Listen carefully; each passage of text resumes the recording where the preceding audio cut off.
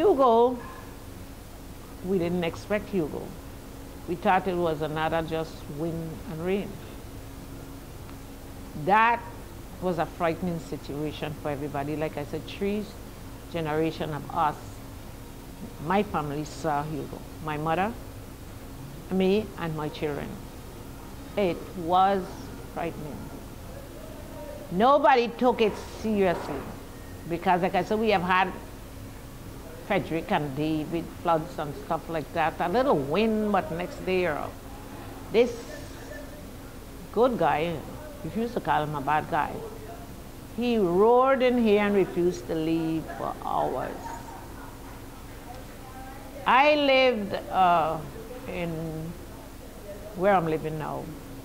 I'm living in a housing community right up the road.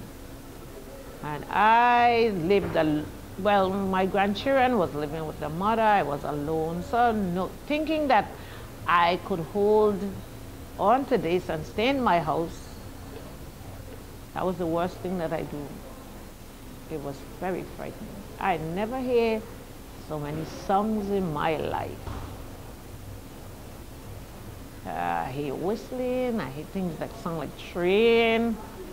I heard, I can't acknowledge a lot of the different songs. And being how I live to the end, my building is at the end, it whistles around that place. I left the 1 bedroom. Like I said, I lived there alone. My mother lived in the same community, but she lived on the lower end in the front. So I decided I'm grown, I need to stay in my apartment. And no one was there with me. And now I sat on a chair near to a closet, to clothes closet, and the whistling song and the windows and the house and the rumbling, and I am praying. I am praying to God not to take this house down. I know I'll die. I would have died because I lived 3rd story. I had some doors that needed to be fixed. It never come because we never thought about hurricane. I remember tying my door to my window, and by the time I looked, the other door was coming in. I held on to one door, tied the door to the window.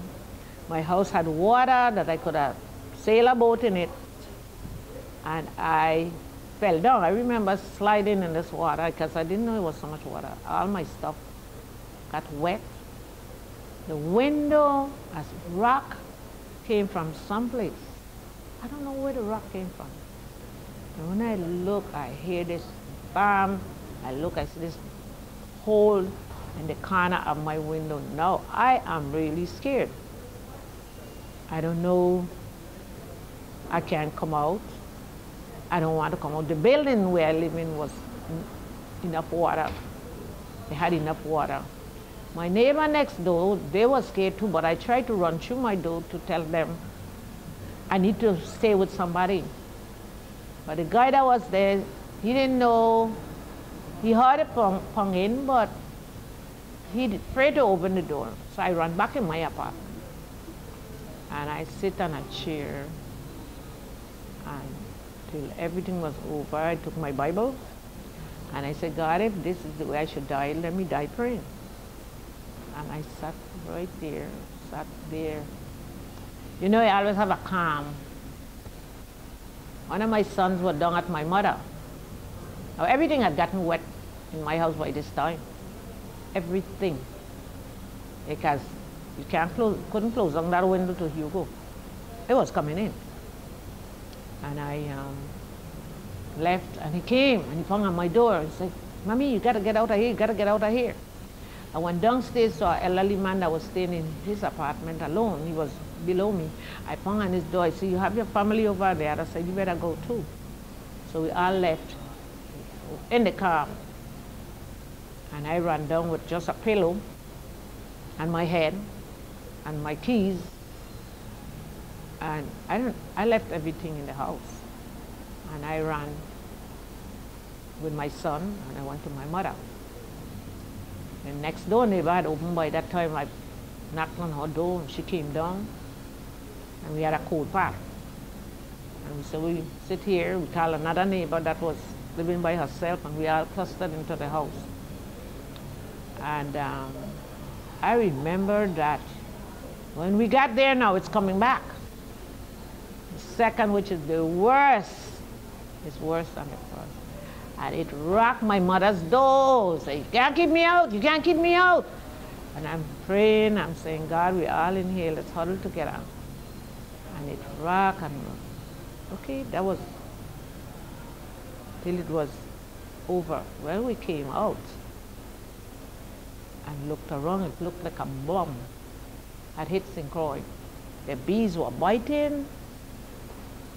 It was horrible. But God is a good God because every other house in a village was saved. People were helping each other. People were sheltering each other. People was in such a turmoil that they break open place. They didn't have food. So they went in these supermarkets and they went in and they took stuff. They took what they weren't supposed to take. And I mean, clothing. They didn't know, they just went wild. We see people, women with vacuum cleaners, they didn't need a vacuum cleaner, but they were taking things.